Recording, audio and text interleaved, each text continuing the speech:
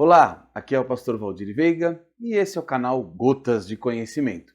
Hoje nós estamos no episódio 23 da série de mensagens Conhecendo a Bíblia e nós vamos falar acerca da epístola que Paulo escreveu a Tito. Mas isso depois da vinheta.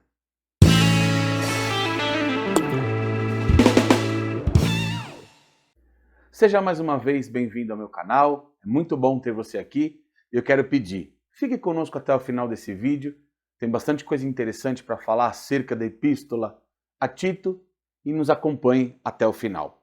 Como falei, nós vamos estudar a epístola que Paulo escreveu a Tito. Nós estamos lembrando na seção de epístolas pastorais.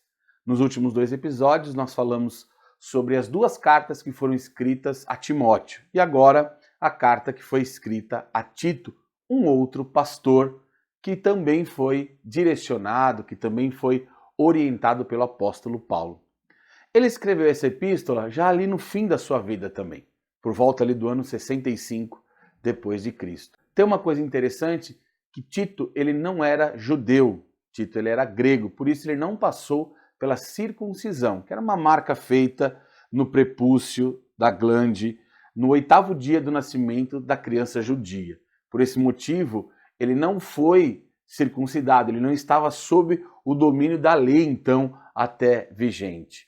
Isso nós vamos ver no capítulo de Gálatas, capítulo 2, versículo 3, que ele era grego. E ele foi chamado de verdadeiro filho, e aqui a referência é filho na fé. Foi chamado também de crente autêntico, foi chamado de companheiro do apóstolo Paulo. A palavra-chave é padrão. O verso-chave está lá em Tito, capítulo 2, versículo 7, que diz: torna-te pessoalmente padrão de boas obras. No ensino, mostra integridade e reverência. Aqui nós vamos ver a tônica da epístola, para que Tito seja exemplo. O texto aqui fala exatamente sobre isso. Torna-te pessoalmente, como líder, seja padrão de boas obras, ou seja, o primeiro a dar o exemplo.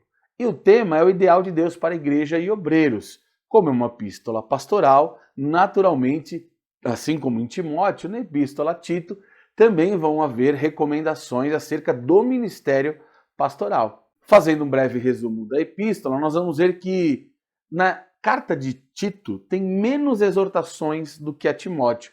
Isso porque, segundo a tradição, segundo a historicidade, Tito ele era mais forte, tanto fisicamente como espiritualmente, do que Timóteo. Então nós vamos ver mais exortação acerca da sua conduta no caso de Timóteo do que aqui em Tito. No capítulo 1 nós vamos ver as qualificações e funções dos presbíteros, como uma carta pastoral, mais recomendação acerca do serviço da igreja.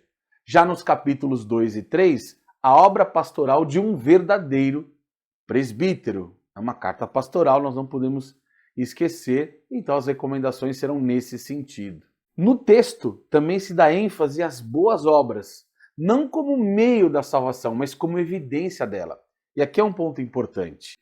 A salvação é mediante a fé e a graça, e não as obras.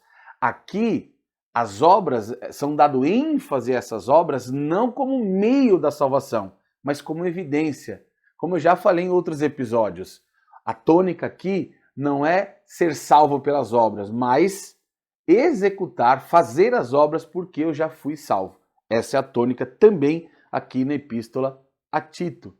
Fala lá no capítulo 2, versículos 11 a 14, sobre o arrebatamento da igreja e a bendita esperança. E segundo a história, foi escrita pouco depois da primeira carta a Timóteo, provavelmente ali de algum ponto da Ásia Menor. Então, as datas são muito próximas, ali já Paulo no final da sua vida ministerial. Em Tito, Jesus é apresentado como nosso modelo. A carta fala sobre padrão, sobre guia eclesiástico. Então, ninguém melhor do que o próprio Jesus para ser o nosso padrão.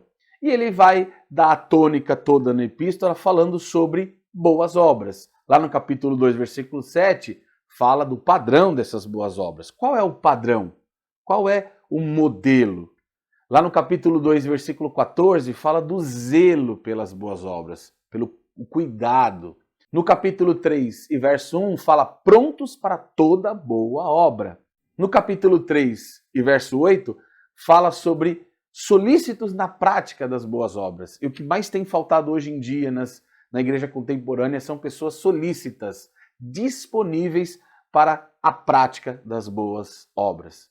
E por fim, lá no versículo 14, no capítulo 3, fala sobre aprendizado, a distinguir-se nas boas obras, a se evidenciar, a se diferenciar dos demais, não ser apenas mais um na multidão, mas se destacar. Aqui fala de destaque nas boas obras. Não esqueça que Paulo está orientando um pastor a ser exemplo. Então aqui ele vai buscar essa orientação para que ele se destaque e seja o padrão, o exemplo, para que as suas ovelhas possam segui-lo e segui-lo para um caminho de virtude e de vitória.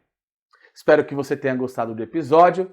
Eu venho aqui pedir mais uma vez que se inscreva no nosso canal, ative o sininho de notificações, dá o seu like se você ficou aqui até o final, se você gostou, dá o seu joinha e, muito importante, compartilhe. Quanto mais pessoas você compartilhar, mais pessoas serão alcançadas, mais conteúdo eu vou produzir.